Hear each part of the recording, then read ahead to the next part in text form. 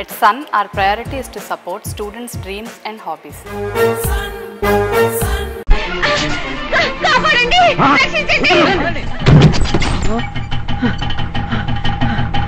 అయ్యో అయ్యో అయ్యో ఏమిటి దారుణం? పవిత్రమైన దేవాలయంలో ఏమిటండి ఈ ఘోరం? కొంపదీసి రఘురామయ్య గారు ఏమి ఈవిడ మీద అత్యాచారం జరపలేదు కదా? నిర్ణయించాల్సిన పంచాయతీ. చెప్పమ్మా, నీకు జరిగిన అన్యాయం నిర్భయంగా చెప్పు. ఒక ఆడది చెప్పుకోలేని అవమానం జరిగింది. మహానటుడని మర్యాద కోసం ఈ ఊరు వస్తే ఉచ్చ నీచాలు మరిచిపోయి ఆయన నన్ను మానభంగం చేశాడు. లేదు, ఆవిడ చెప్పేది అసత్యం. అవును, మాకు అలాగే అనిపిస్తుంది. చాలా కాలంగా ఆయన మాకు బాగా తెలుసు. ఆయన నిప్పు. ఆనిప్పే నా జీవితాన్ని దహించింది, నా శీలాన్ని కాటేసింది, నాకు ఆత్మహత్య తప్ప మరో మార్గం లేకుండా చేసింది. ఓ ఆడది సిగ్గు విడిచి ఆ మగాడే చెడిచాడంటే నమ్మరే? ఎవడో చాలా తప్పండి మీరు మాట్లాడుతుందే బాలా. పంచాయతీలో నిలబడి ఓ మనిషి మీద నేరం ఆరోపిస్తున్నారంటే దాన్ని నిరూపించుకోవాలా? అవతల పెద్ద మనిషి ఓ పని చేయండి, మీరు గనక చెప్పేది నిజమే అయితే ఈ దేవాలయం ముందర ఎలుగుతున్న కర్పూరం ఆర్పి చెప్పండి, నేను నమ్ముతాను, ఊరు నమ్మిద్ది. రే కర్పూరం పట్టండి. నా జీవితమే ఆరిపోయిన తర్వాత ఈ దీపం ఆర్పడానికి ఏముంది? ఊరందరి ముందు చెప్తున్నాను, ఈయన నన్ను చెరిసిన మాట నిజం నిజం నిజం. ఇది నిజం కాదు. ఈ ఊరు పొలవు మంట కలిపి బొంకుతావెందుకు? కళాకారుణ్ణన్నా, కళ చైతన్యం కోసం అన్నా. ఆడదాన్ని చెరచడమేనా చైతన్యం? అయ్యా, మా ఆయన అలాంటి వారు కాదు, ఇందులో ఏదో మోసం ఉంది. వెనక్కి వెళ్ళ. ఈ ఊరు పంచాయతీకో కట్టుబాటు ఉంది, అది గుడ్డిగా శిక్ష వేయదు. చెప్పండి, ఏమి శిక్ష విధించాలి? పవిత్రమైన దేవాలయంలో ఇంత పాపానికి ఒడిగట్టిన ఈ మనిషిని ఊరు నుంచి వెలివేయాలి. అయ్యో, ఏమండి ఏమండి? ఏంటండి ఏంటండి మీరు మాట్లాడేది? ఆ మనిషిని మాత్రమే కాదు, టోటల్ గా ఓల్డ్ ఫ్యామిలీ మొత్తాన్ని బయటికి పంపించేయాలని నా అభిప్రాయంగా ప్రజాభిప్రాయం చెబుతున్నా. అయితే తక్షణమే ఆ శిక్షను అమలుపరచండి.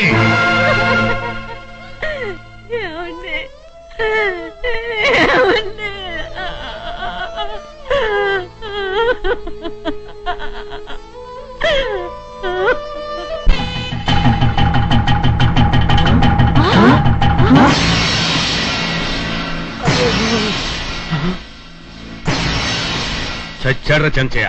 అవునండి, మనం బతికిపోయాం. సీన్ మార్చేద్దాం పదండి.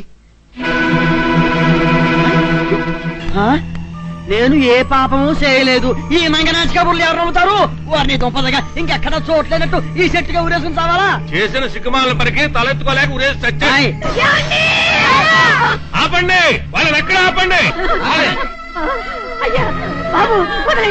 ఈ ఊరు పంచాయతీ ఆజ్ఞ మీరి మీరు ఈ ఊళ్ళో అడుగు పెట్టడానికి వీల్లేదు. అయ్యా, మా ఆయన చనిపోయారు, కనీసం ఆయన శవం మీద పడి ఏడ్చే అవకాశమైనా మాకు వీల్లేదు. అయ్యా చూడండి, తండ్రిని పోగొట్టుకుని ఈ బిడ్డల మొహం చూసైనా కనికరించండి. మీకు దండం పెడతాను, మీ కాళ్ళు పట్టుకుంటాను. అయ్యా, కట్టుబాటు కట్టుబాటే. రాయితీలు డిస్కౌంట్లు ఉండవు. అయ్యా, కనీసం కనీసం మా ఆయన శవాన్నైనా మాకు అప్పగించండి.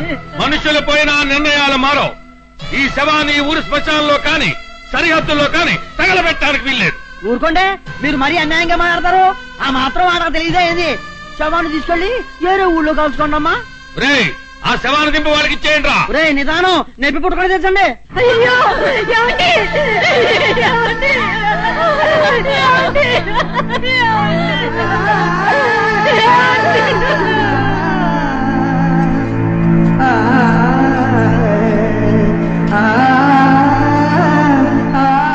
ఆ తరువాత భానుప్రసాద్ మమ్మల్ని ఊళ్ళో అడుగు పెట్టనివ్వలేదు.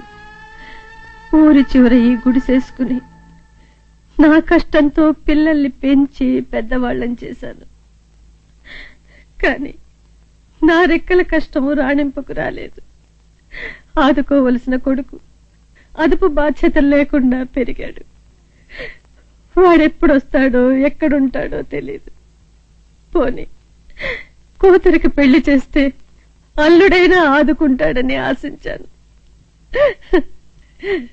పెళ్లి సంవత్సరం తిరగకుండానే పసుపు కుంకాలు పోగొట్టుకుని దానికి కూడా నారాతే రాసింది బాబు. మా కళ్ళ నీళ్లు మేమే తాగి దాహం తీర్చుకుంటూ, మా దుఃఖాన్ని మేమే దిగమింగుకుని కడుపు నింపుకుంటూ, కూలి పని చేసి మేమందరం సంధిని చదివించాం. అది మా జీవితాలకు వెలుగునిస్తుందని ఆశించాం. కానీ ఇలా అర్థాంతరంగా అస్తమించింది. ఇప్పుడు చెప్పు బాబు, మేమెవరి కోసం బ్రతకాలి?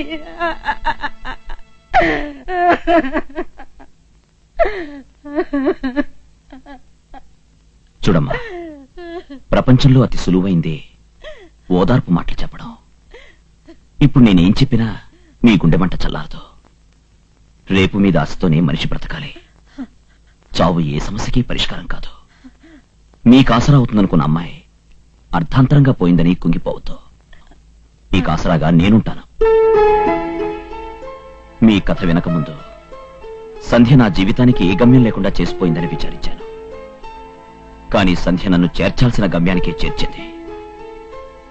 మీ బ్రతుకులతో చెలగాటమాడిన భానుప్రసాద్ని బంతాడతాను.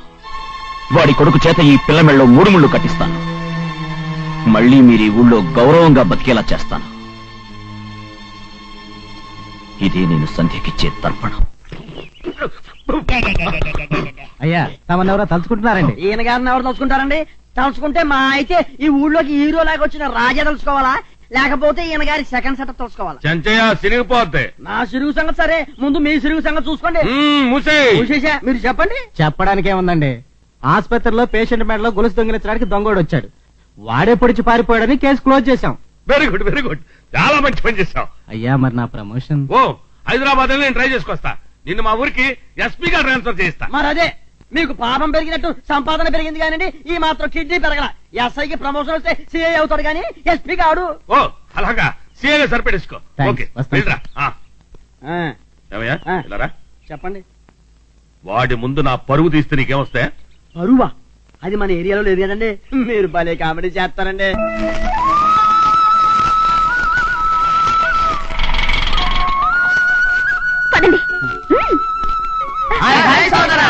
ఇలా వచ్చారంటే?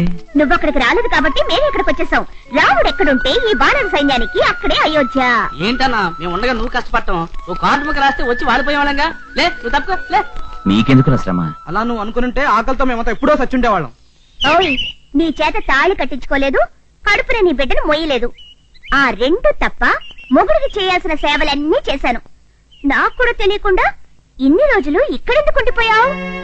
ఎవరమ్మా మీరంతా? ఇతను మీకేమవుతాడు? ఈయనే మా పెద్ద దిక్కమ్మా. ఈయనంటనే మేమందరం బతుకుతున్నాం. అలాంటిది మమ్మల్ని వదిలేసి ఇక్కడే ఉండిపోయాడు. ఇక్కడ దిక్కులేని వాళ్ళని ఆదుకోవటానికే ఉండిపోయాడమ్మా. అదేం మాటలమ్మా, నువ్వు వెళ్ళమ్మా. అవును, అందరూ ఇక్కడికి వచ్చేసారు. ఇక్కడ ఎలా బతుకుతారు? ఆటో ఉందిగా.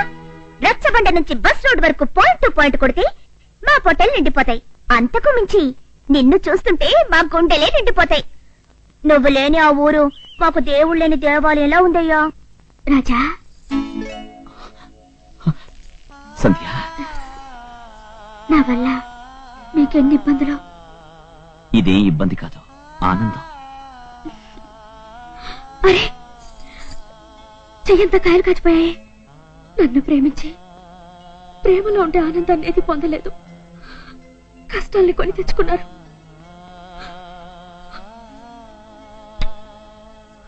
రాతి బండలాంటి నాలో రాగాలు పలికించింది నీ ప్రేమే.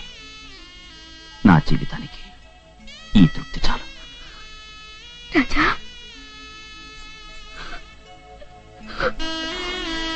సంధ్య, వచ్చే జన్మలోనైనా మనిద్దరం ఒకటి కావాలి. అవును సంధ్య. బాబు, బాబు, ఎవరితో మాట్లాడుతున్నావు? గతాన్ని తలుచుకుంటే ఆనందంగా ఉన్నా అది గుండెకి మిగిల్చేది బాధే. మర్చిపో బాబు.